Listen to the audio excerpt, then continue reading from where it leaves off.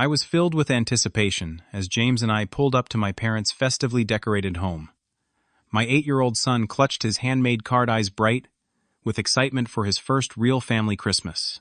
When my parents opened the door, their smiles vanished at the sight of James. Dad cleared his throat uncomfortably. "We mentioned no children, Lucas."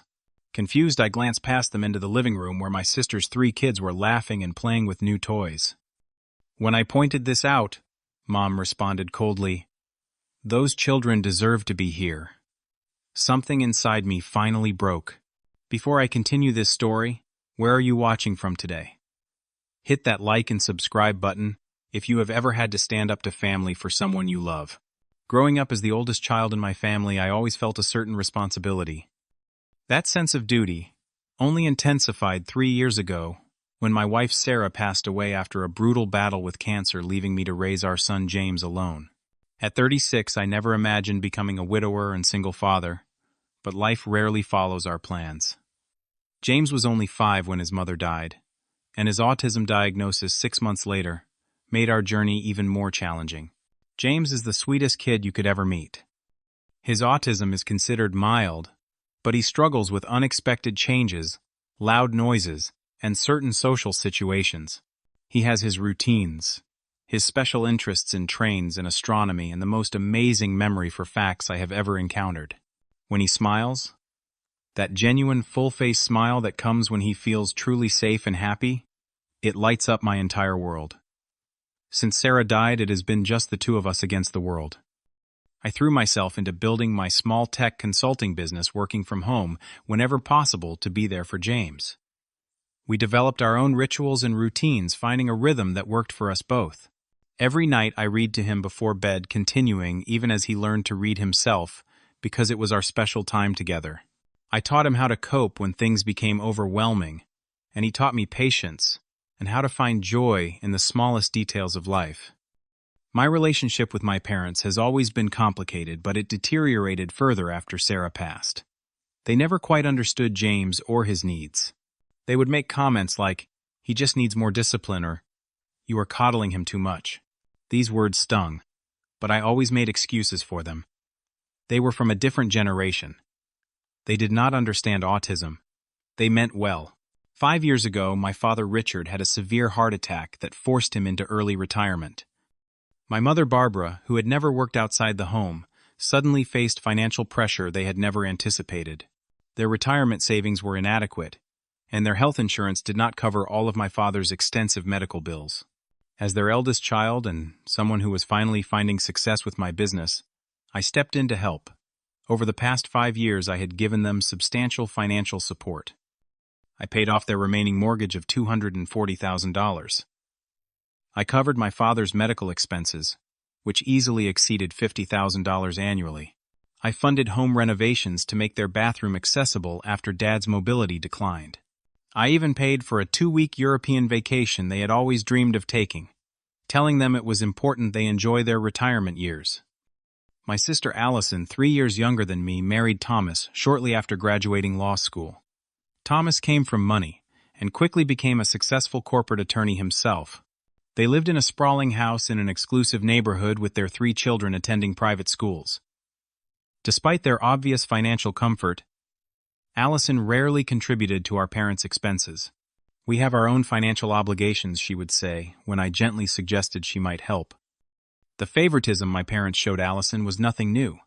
Growing up, she was the golden child. Her accomplishments celebrated extravagantly, while mine were acknowledged with simple nods. After I lost Sarah, they offered minimal emotional support, visiting only twice in 3 years. Meanwhile, they attended every school play, recital, and sports game their other grandchildren participated in. Despite all this, I kept trying to maintain a relationship with my parents. Not for me, I had long since accepted their limitations, but for James. I wanted him to have grandparents in his life, to know his family beyond just his dad. Every holiday, every birthday, I would reach out trying to build bridges between my son and my parents. This Christmas, I was determined to make it special for James. Sarah loved Christmas, and each year without her was difficult, but James was finally at an age where he could fully appreciate the holiday traditions. For weeks he had been asking about visiting his grandparents' house, excited by the prospect of a real family Christmas like the ones he saw in movies. I called my parents in November to confirm our plans. Mom sounded distracted, but said they were planning their usual Christmas Eve gathering with extended family. "We will see you both, then," she said before quickly ending the call. James and I began our preparations with enthusiasm. He spent hours making a special card for his grandparents, carefully drawing a family portrait that included his mom as an angel watching over us all. I splurged on a vintage pocket watch for my father, knowing he had always admired my grandfather's timepiece that had been lost years ago. The day before Christmas Eve, as James was putting the finishing touches on his card, my phone pinged with a text from my mother. "Hope you have arranged a sitter for James. The party is adults, only this year." I stared at the message in disbelief. There had never been any mention of this before, and finding childcare on Christmas Eve would be impossible. Besides, James had been counting down the days, telling his therapist about his exciting plans to see his grandparents. I called immediately. Mom answered on the fourth ring. "We just think it would be better without children this year," she said vaguely. "Some of our friends are coming, and you know how James can get." Her voice trailed off, but her meaning was clear. My son was viewed as a potential disruption, an embarrassment. I tried reasoning with her, explaining how important this was to James, and how well he had been doing with his therapy. She remained unmoved. "We have made our decision, Lucas." That night I sat on the edge of James's bed, trying to find the right words to tell him our plans had changed. Looking at his innocent face, excitement radiating from his eyes, as he showed me the card he had made, I could not do it. "We are still going, buddy," I told him. "Grandma and Grandpa are excited to see you." The lie tasted bitter on my tongue, but his happiness in that moment overshadowed my guilt. I told myself we would just make a brief appearance, give them their gifts, and find somewhere else to celebrate if things became uncomfortable. The snow was falling gently, as James and I drove to my parents' suburban home on Christmas Eve. The street was lined with cars, indicating the party was already in full swing. James bounced excitedly in his seat, clutching his handmade card and the carefully wrapped watch I had bought for my father. "Do you think Grandpa and Grandma will like my card?" he asked, his voice filled with hope. "I put a special star on top of the Christmas tree because Mommy is our star now." My throat tightened. "They will love it, buddy. You did an amazing job." James wore his Christmas sweater and the little clip-on tie he insisted on wearing because it is a fancy party. I had spent extra time that morning helping him practice greetings and appropriate party behavior. He had rehearsed saying Merry Christmas and thank you at all the right moments. I was proud of how far he had come and how hard he was trying. As we walked up the shoveled path to the front door, I could hear Christmas music and laughter from inside. James tugged excitedly at my hand. "I can hear the music, Dad. It sounds like a real Christmas party." I rang the doorbell, and after a moment my father opened the door. His smile faltered immediately upon seeing James. Behind him my mother appeared, her face falling in similar disappointment. "Lucas," my father said stiffly, not moving from the doorway. "We discussed this. The party is adults only this year." Before I could respond, the sound of children laughing drifted from inside the house. James perked up, recognizing the sound of kids his age. I peered past my parents and saw my sister's 3 children, ages 10, 8, and 6, running through the living room, playing with what looked like brand new toys. "I thought you said no, children," I said, confusion and anger beginning to rise within me. My mother sighed, as if I was being deliberately difficult. "Your sister's children know how to behave at adult gatherings," she said pointedly. "They do not have special needs." James looked up at me, his expression showing he understood something was wrong, but not exactly what.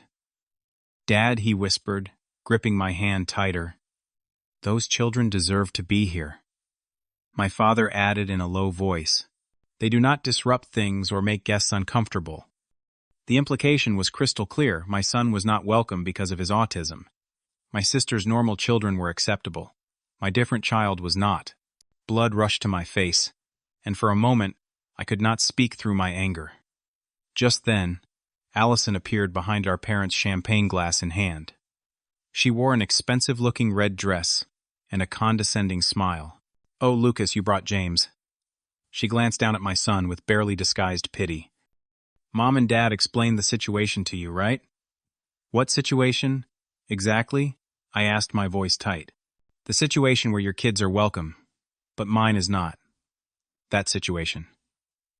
My mother looked around, nervously concerned that neighbors might overhear. "Please do not make a scene, Lucas." "This is not personal." "Not personal," I echoed in disbelief. "You are rejecting your only grandson on Christmas Eve. How is that not personal?" James began to shift uncomfortably beside me, picking up on the tension. His hand started its familiar flapping motion, a self-soothing technique he used when anxious. My father glanced down at this movement with obvious disapproval. "You see, this is exactly what we mean. Our friends are here, Lucas. Important people. We cannot have this kind of behavior." That word, this, spoken with such disdain while gesturing toward my son, hit me like a physical blow. James was not a this. He was a little boy excited for Christmas with his family. Allison stepped forward, her voice honeyed with false sympathy. "Why do not you drop James off with a babysitter and come back alone? Everyone wants to see you, Lucas." Before I could respond, Allison's oldest son darted to the door. "Mom, Grandma said, we can open one present before dinner." He stopped, noticing James. "Who is that?" "That is your cousin James," I said quickly, hoping to salvage something from this disaster. "He came to celebrate Christmas with you guys." The boy looked James up and down, then turned to his mother. "Is he the weird one you told Grandma about?" Allison's face flushed, and she quickly pulled her son back. "Tyler, go back inside." But the damage was done. James's face crumpled in confusion and hurt. "Dad, am I weird?" he asked in a small voice that broke my heart. "No, buddy," I assured him, placing my hand protectively on his shoulder. "You are perfect exactly as you are." My parents remained in the doorway, neither inviting us in nor explicitly turning us away, creating an excruciating limbo. Through the window, I could see other family members and friends, mingling, drinking eggnog, and admiring the enormous Christmas tree in the corner. Under the tree sat piles of beautifully wrapped presents. Many with tags I could see were for my sister's children. "Look," my father finally said with exaggerated patience. "Why do not you just drop James somewhere and come back? We have important news to share tonight, and everyone is expecting you. Just you." That was when James, still clutching his handmade card, looked up at my mother with hopeful eyes. "I made this for you, Grandma. I drew our whole family." My mother glanced at the slightly wrinkled homemade card with poorly concealed distaste. "That is nice, James. Why do not you keep it for now? You can give it to me next time." The implication that there would be a next time, some mythical future occasion when my son might finally be acceptable, was the last straw. "There will not be a next time," I said quietly, but with absolute certainty. "Not until you can treat my son with the respect and love he deserves." As I turned to leave, guiding a confused James back toward our car, I caught a glimpse through the bay window of the living room. My sister's children were now opening presents, clearly new and expensive gifts from their grandparents. I recognized the distinctive packaging of the latest iPad gaming consoles and designer clothes. It was clear who rated gifts in this family hierarchy, and who did not. On our way to the car, James turned to look back at the house. "Did I do something wrong, Dad?" he asked, his voice small and uncertain. The question shattered what remained of my heart. "No, buddy, you did nothing wrong. Some people just do not know how to appreciate how wonderful you are." As we drove away from my parents' house, I realized I needed to know more about what was happening in my family. I made a decision that would change everything. We would return later, not to join the party, but to understand exactly what was going on behind those closed doors. 3 hours later, after taking James for pizza and ice cream at his favorite restaurant to salvage our Christmas Eve, I drove past my parents' house again. The party was still in full swing, judging by the cars lining the street. I parked a block away and called my longtime friend Maggie, who had agreed to watch James for an hour at her home nearby. "Are you sure about this?" she asked when I dropped James off. "Whatever you find out might hurt more than not knowing. I need to understand why they are treating us this way." I replied, my mind made up. James deserves better, and I need to know the whole truth. I walked back to my parents' house, not intending to go inside, but hoping to gain some insight through the large bay window where the curtains remained open. Their house sat on a slight elevation with decorative bushes beneath the windows that provided perfect concealment. I felt ridiculous, a 36-year-old man hiding in bushes outside his parents' home, but my need for answers overrode my dignity. From my vantage point, I could see into the brightly lit living room where most guests had gathered. My parents stood near the fireplace, champagne glasses in hand, looking like the perfect hosts. Allison and Thomas were beside them, their children playing on the floor with their new toys. Everyone looked happy, festive, and completely unbothered by our absence. I was about to leave when my father clinked his glass for attention. The room quieted as he began to speak. Though I could not hear his words clearly, the body language of the assembled guests suggested he was making some sort of announcement. There were gasps, applause, and congratulatory hugs. Moving closer to the slightly open window, I caught fragments of conversation. Europe again, 4 weeks this time. So generous of Lucas. My blood ran cold. Were they talking about another trip? One I supposedly was funding shifting position. I could now see my mother showing something to my aunt, pamphlets that looked suspiciously like travel brochures. All first class, I heard her say proudly. Lucas insists we travel in style. Except I had never discussed another European trip with them, let alone agreed to pay for one. Just then my Uncle Harold, always the most direct member of our family, spoke up. You are lucky to have such a generous son. Between the trips, the medical bills, and bailing you out of that investment debacle last year, he must have given you $500,000 by now. Investment debacle. This was news to me. I had paid for my father's heart medication and procedures, yes, but nothing about failed investments. My mother waved her hand dismissively. Lucas has more than enough. That tech business of his practically prints money, and it is not like he has a real family to support. Not a real family. The words stung like a physical slap. Allison chimed in with a laugh that sent chills down my spine. Besides, Lucas always had that guilt complex. Throw in a few tears about Dad's health or how hard retirement has been, and his checkbook magically appears. They were laughing. My parents, my sister, and her husband, laughing about how easily they manipulated me. My father raised his glass again. To Lucas, the gift that keeps on giving. The guests laughed uncertainly, some looking uncomfortable with the toast. My Aunt Carol, my father's younger sister, did not join in. Instead, she set her glass down with a frown. Richard, I do not think that is very kind, she said, her voice carrying clearly. Lucas works hard for his money, and he has James to think about. My mother dismissed this with another wave. James will be fine. Lucas has that special needs trust for him. Our retirement years are limited. We deserve to enjoy them. I felt physically ill. The special needs trust they referenced was something I had mentioned once in passing. A plan I had to set up proper financial support for James's future. I had not actually established it yet because every spare dollar had gone to my parents. Moving to another window, I saw my sister and my mother now alone in the kitchen. They spoke in lower voices, but in the momentary lull of party noise their words carried. Did Lucas seem suspicious to you? Allison asked. My mother shook her head. No, he was just upset about James as usual. He will cool down and call tomorrow with an apology. He always does. And you will still ask for the money for the new car. Of course, his guilt over James will work in our favor. I will just mention how unreliable our current car is and how worried I am about your father having another heart episode while driving. Allison laughed again. You know, Thomas wanted me to ask Lucas for investment in his new firm, but I told him we cannot risk killing the golden goose. Small, consistent payments work better than one big ask. Exactly, my mother agreed. We have a good system going. No need to change it now. I had heard enough, more than enough.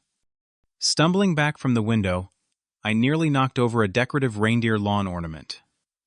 The noise drew attention, and for a moment, I saw my mother peer out, but I had already ducked behind a tree. Heart pounding, I made my way back to the sidewalk and down the block to my car. My hands shook as I gripped the steering wheel, not starting the engine yet, just sitting there as the full reality crashed down upon me. For years I had been nothing but a blank check to my parents and sister. The medical emergencies, the home repairs, the retirement shortfalls, how many had been exaggerated or completely fabricated. While I skimped and saved, worried about providing for James's future, they had been taking vacations, buying luxury items, and apparently funding Allison's lifestyle too. And worst of all, the absolute worst, they had rejected my son, their own grandchild, while lavishing attention and gifts on their normal grandchildren. They had made James feel unwanted and weird on Christmas Eve, of all times, while using the money that should have secured his future to fund their comforts. The realization crystallized something within me. This was not just about tonight. It was about years of manipulation, favoritism, and taking advantage of my sense of duty. It was about the cruel rejection of an innocent child who only wanted to be loved. As I started the car and drove to pick up James from Maggie's house, I knew exactly what I needed to do. Tomorrow, Christmas Day, would bring a reckoning none of them would ever forget. Christmas morning dawned bright and clear, with fresh snow blanketing the neighborhood. James woke early, as excited as any child on Christmas, despite the disappointment of the previous evening. I had stayed up late wrapping the presents I had bought him, determined to make our small celebration special. "Merry Christmas, Dad," he called, bouncing into my room just after 7. "Can we open presents now?" His resilience amazed me. After last night, after being rejected by his grandparents and cousins, he still found joy in the holiday. Children are remarkably adaptable, I thought, especially when they feel secure in at least one loving relationship. We spent the morning opening gifts and making pancakes shaped like snowmen. I did my best to focus entirely on James, pushing thoughts of my family's betrayal to the background. Around 11, my phone began buzzing with texts and calls, first from my mother, then my father, and finally Allison. I ignored them all. At noon, as James played with his new astronomy set, I made a decision. "Hey, buddy, how would you feel about visiting Grandma and Grandpa today? Just for a little while." James looked up uncertain. "Will they be mad at me again?" "No," I assured him, kneeling to his level. "And if anyone says anything unkind to you, we will leave immediately. But I need to talk to them about something important, and I think you should be there too." After some gentle reassurance, James agreed. He even decided to bring along the handmade card, still hopeful that his grandparents might appreciate his effort. His capacity for forgiveness put my own feelings to shame. We arrived at my parents' house just after 1 o'clock. Their tradition was a late Christmas lunch that typically stretched into the evening. Sure enough, cars lined the driveway and street. The same extended family and friends from last night gathered again for the holiday meal. This time I did not hesitate at the door. I rang the bell firmly, James beside me, and when my mother opened it with a surprised expression, I walked straight past her into the foyer. "Lucas, we have been trying to reach you all morning," she said, voice pitched with false concern. Her eyes darted nervously to James. "We did not expect you to bring. My son, I finished for her. His name is James, Mom. Your grandson." The house was full of people, most already seated at the extended dining table visible through the archway. My father stood when he saw us, napkins still on his lap, a mixture of annoyance and apprehension on his face. "Lucas, perhaps we could speak privately," he suggested, moving toward his study. "No," I said clearly, loudly enough for everyone to hear. "I think we should have this conversation right here, with everyone present. After all, family should have no secrets, right?" The room fell silent. Allison, seated with Thomas and their children, suddenly became very interested in rearranging the silverware in front of her. My Aunt Carol looked between us with dawning understanding. James pressed against my side, sensing tension. I put my arm around him protectively. For the past 5 years, I began my voice steady. Despite my racing heart, I have supported my parents financially. I paid off their mortgage, $240,000. I covered medical expenses exceeding $50,000 annually. I funded home renovations, a European vacation, and apparently an investment loss I was never told about. Murmurs spread through the gathered relatives. My mother's face flushed deep red. "Lucas, this is hardly appropriate conversation for Christmas," she hissed. "Really, I thought Christmas was about family honesty and generosity," I countered. "Last night I overheard some interesting conversations. Conversations about how I am the gift that keeps on giving, about how my guilt over James makes me an easy target, about how you have been systematically lying to me to extract money." My father stood up abruptly. "That is enough. You are embarrassing yourself." "No, Dad. You have been embarrassing yourselves by treating your own grandson as a second-class citizen while spending money meant for his future." James tugged at my sleeve. "Dad, what are you talking about?" I knelt down to his level. "Remember how I told you Grandma and Grandpa needed help sometimes? Well, they have not been honest about how much help they needed." My Aunt Carol stood up from the table. "Richard, Barbara, is this true? Have you been taking advantage of Lucas?" My mother attempted damage control. "Of course not. Lucas offered to help us. We never demanded anything." "Except you did," I said, pulling out my phone where I had recorded their conversation from last night. "I did not actually play it. The threat was enough. You rejected your own grandson on Christmas Eve because he is autistic. You lavished gifts and attention on your other grandchildren while making James feel unwanted. All while using money I provided. Money that should have been securing James's future to fund your lifestyle." The room had gone completely still. The festive atmosphere evaporated. Some guests stared at their plates, embarrassed to witness this family implosion. Others watched with undisguised interest. Grandma James's voice broke the silence. He stepped forward, still clutching his handmade card. "I made this for you. It has our whole family in it. Even Mom. As an angel in heaven." My mother looked at the card then, at the watching relatives trapped by social pressure. Reluctantly, she took it. "Thank you, James." But James was not finished. "Why did you say I am weird? I try really hard to be good." His simple question, asked with such innocent confusion, accomplished what my accusations could not. The raw hurt in his voice made the cruelty of their behavior unmistakable. My father attempted to salvage the situation. "No one said you were weird, James. There was just a misunderstanding about the party last night." "That is not true," I said firmly. "Tyler said he heard Grandma and his mom talking about the weird one. There was no misunderstanding." Tyler, Allison's oldest, suddenly piped up. That is what Mom called him. She said Cousin James is weird and breaks things, and Grandma did not want him at the party. Allison gasped, reaching to quiet her son, but the damage was done. The ugly truth lay exposed for everyone to see. Thomas, Allison's husband, looked between his wife and my parents with growing disgust. I had never been close with my brother-in-law, but in that moment, I saw recognition dawn in his eyes. Recognition of the toxic dynamic he had married into. "Enough," I said finally. "I did not come here to create a scene, though you all deserve it. I came to say 3 things. First, effective immediately, I am ending all financial support. No more payments, no more bailouts, no more trips, no more medical bills. You have taken your last dollar from me." My father started to protest, but I continued. "Second, until you can sincerely apologize to James and demonstrate real change in how you treat him, we will not be attending any family functions.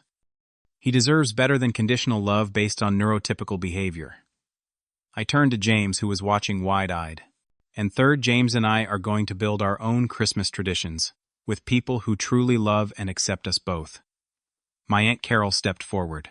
"Lucas, James, I would be honored to be part of those traditions if you will have me." 2 of my cousins and their families also expressed support, moving to stand symbolically beside us. It was a small thing, but in that moment it meant everything. James looked up at Carol with hope. "You do not think I am weird." "I think you are perfectly James," she replied, kneeling to his level. "And that is exactly who you should be." As we prepared to leave, my mother made one last desperate attempt. "Lucas, you cannot just cut us off. Your father's medication is expensive, and we were counting on your help with property taxes next month." You have a beautiful home you can sell, I replied calmly. You have retirement accounts you can access. You have another daughter with a wealthy husband. Figure it out. Without me. I picked up James's new jacket that Santa had brought him that morning. Come on, buddy. I think there is still time to catch that Christmas movie you wanted to see. As we walked out the door, several relatives followed, having apparently decided that our company was preferable to continuing the awkward meal. My cousin Mark called after us. We will bring dessert to your place later if that is okay. For the first time in years, I felt truly free. Free of manipulation, free of one-sided obligation, free of trying to win approval. That would never come. More importantly, James was free from feeling like he needed to be someone else to be worthy of love. In the car, James was quiet for a moment, before asking, "Are we still a family?" "Dad," without Grandma and Grandpa. I reached over and squeezed his hand. "We are absolutely a family, buddy. And it looks like our family just got a little bigger today with people who actually want to be part of it." His smile, that genuine full-face smile that I treasured, returned. I like that kind of family better. Metu, buddy. Metu. The 6 months following that Christmas confrontation brought more changes than I could have imagined. My parents made several attempts to re-establish contact. First with angry calls demanding I reconsider my rash decision. Then with guilt-laden messages about my father's health. And finally with half-hearted apologies that never actually acknowledged the real issues. I remained firm in my boundaries. When they called, I was polite, but brief. When they requested money just this once for an emergency, I declined. When they sent birthday gifts to James months later, expensive store-wrapped presents with no personal touch, I returned them with a note, explaining that James needed their love and acceptance, not their things. My Aunt Carol became a regular presence in our lives. A retired elementary school teacher, she had a natural way with James and genuinely enjoyed his company. She never rushed him when he needed time to process. Never sighed impatiently when he wanted to explain the details of his latest astronomy discovery. Never made him feel anything less than cherished. "I always thought Richard and Barbara's treatment of you both was shameful," she confided one evening after James had gone to bed. "But I did not speak up enough. I am sorry for that." "You are speaking up now," I told her, "and that is what matters." Meanwhile, my business continued to thrive. Without the constant drain of supporting my parents, I was able to invest more in expansion. I hired 2 new employees and moved into larger office space. Most importantly, I established the special needs trust for James that would ensure his care and support throughout his life, regardless of what happened to me. James flourished too. With the help of his therapist, he processed the rejection he had experienced and came to understand that it reflected his grandparents' limitations, not his worth. He made a best friend at school, a quiet boy named Devin, who shared his interest in space. His teacher noted improvements in his social interactions and flexibility with changes in routine. One warm June evening, as James and I sat on our back deck, looking at stars through his telescope, my phone rang with Allison's number. I nearly declined the call, but something made me answer. Lucas. Her voice sounded different, subdued, lacking its usual confidence. "What is it, Allison?" A pause, then. "Thomas and I are getting divorced." This was unexpected news, but not entirely surprising. I had seen Thomas's expression that Christmas Day, his realization of the family dynamics he had married into. I am sorry to hear that, I said, meaning it. Despite everything, I did not wish pain on my sister. "It started after Christmas," she continued. "He said he did not like what he saw, in me and Mom and Dad. He said he did not want our kids growing up thinking it was okay to treat people the way we treated you and James." I remained silent, letting her speak. "You were right, Lucas. About everything." Her voice broke. "Mom and Dad have been using me to get money from you for years.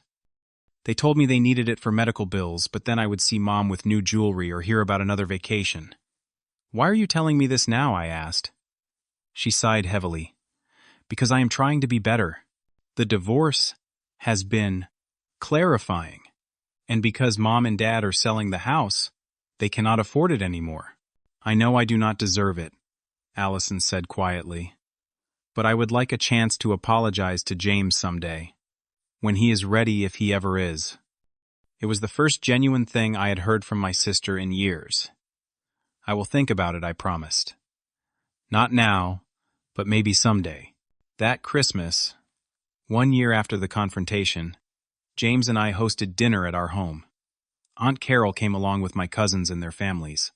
James proudly showed off the table he had helped set and the cookies he had baked. When my cousin's daughter asked him about the constellation decorations he had made, he gave a detailed explanation that had everyone smiling, not because they found him odd, but because his enthusiasm was contagious. Looking around that table, I realized we had built something precious, a chosen family based on authentic acceptance rather than obligation. James was thriving in this environment of genuine love. As for me, I had finally learned that sometimes the most loving thing you can do, for yourself and your child, is to walk away from toxic relationships even when they are with people who are supposed to love you unconditionally. My parents sent a card that year with a check inside, a small fraction of what they had previously extracted from me. I returned it with a note that simply read, "James and I do not need your money. We only ever wanted your love." The journey to healing was not complete, and perhaps never would be entirely. But each day that James woke up, knowing he was perfect exactly as he was, each time he smiled without fear of judgment, I knew we were on the right path. Family, I have learned, is not defined by DNA, but by love, respect, and acceptance. Sometimes you inherit a family, and sometimes you must build one. Either way, it is worth fighting for the kind of family that lifts you up rather than tears you down. Have you ever had to create boundaries with family members who could not accept you or someone you love? Share your story in the comments below. If this resonated with you, please hit the like button and subscribe to hear more stories of standing up for what is right even when it is difficult. Thank you for listening. And remember, you deserve to be surrounded by people who love you for exactly who you are, not who they wish you would be.